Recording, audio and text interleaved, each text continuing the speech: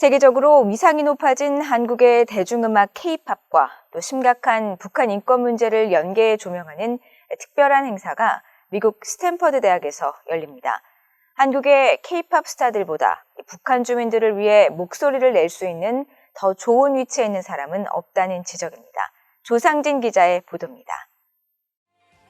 한국의 대중음악을 뜻하는 K-팝은 세계적인 옥스퍼드 사전에 고유어로 등재될 정도로 전 세계 음악 팬들의 뜨거운 사랑을 받고 있습니다. 방탄소년단 BTS, 블랙핑크 등 여러 K-팝 스타들은 수천만 명의 고정 팬과 팔로워를 확보하고 있으며 이곳 미국에서도 이런 가수들의 콘서트가 열리면 표가 바로 매진될 정도로 선풍적인 인기를 끌고 있습니다. 하지만 이런 K-팝의 세계적 위상이 단기 연상에 그치지 않고 오랫동안 지속 가능하려면 K-팝 스타들이 인류가 공감하는 국제 보편적 위기 문제들에 대해 목소리를 내는 것이 중요하다는 목소리가 나오고 있습니다.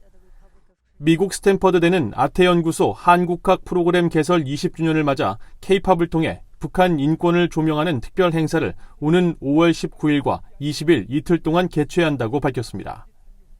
미국 내에 관심 있는 주제가 뭐냐 해서 이제 고른 게 이제 북한 문제하고 이제 K-팝 이제 두 개거든요. 이 미국의 어떤 대중이라고 할까 어떤 일반적인 관심 있는 주제를 이 한국학하고 어떻게 연결시킬 거냐 하는 이제 약간 이제 뭐 그런 고민을 하는 약간 이제 뭐 전략 회의 비슷한.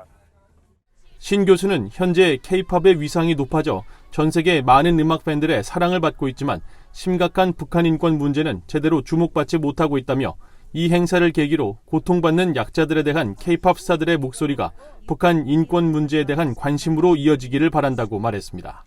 그래서 이제 그 북한 문제가 이제 굉장히 중요한데 지금 뭐 미국이나 외국에 있는 뭐 이런 그 팝 스타들이 뭐 북한 인권 문제 얘기는 안 하잖아요, 사실. 적어도 K-팝 스타들이 한번 해볼 수 있는 게 결국 이제 북한 인권 문제가 아니겠냐.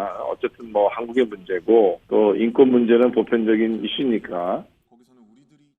김정은 북한 국무위원장은 지난 몇 년 동안 전 세계 인구가 즐기는 K-팝을 악성 암으로 규정해 주민들의 접근을 철저히 금지했으며 반동사상문화개혁법 제정을 통해 위반자는 최대 15년의 노동교화형, 유입 배포자는 사형에 처하도록 해 유엔 등 국제사회에서 비판이 제기됐었습니다.